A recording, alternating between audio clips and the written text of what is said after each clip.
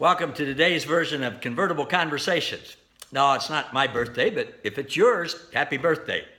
I played that because in my strange mind, I was thinking about birthdays and thinking about a friend of mine several years ago. I think it was the year 1976. And we were together in a situation, and this gentleman was much older than I was, and he couldn't wait to show me his driver's license that day.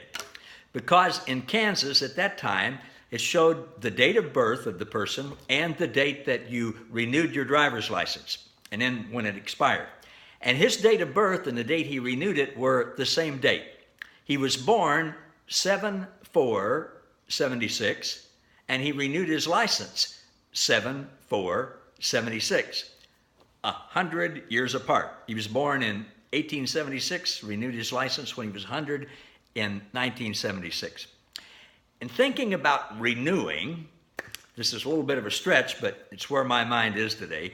Thinking about renewing, there's a Bible verse that says, be transformed by the renewing of your mind. And if you've been in church or done Bible studies and things, you might be familiar with that.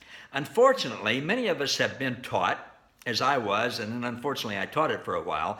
I taught the lie, really, that renewing your mind means you've got to spend a lot of time working at your own effort by reading and memorizing Bible verses and doctrine and theology, so that then you'll know the right thing to do in any given situation, and you can become a better person and a, quote, more mature Christian by your effort at renewing your mind.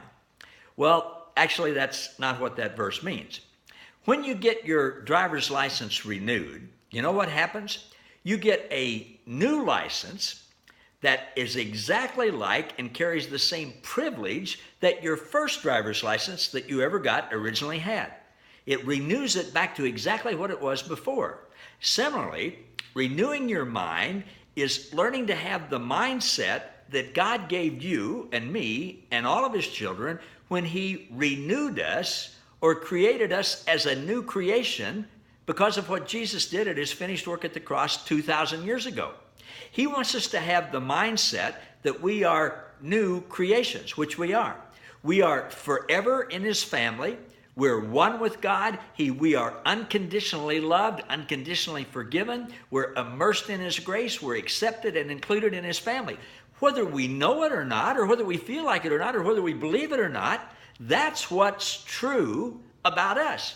That's who you are right now, even if you've never heard that before.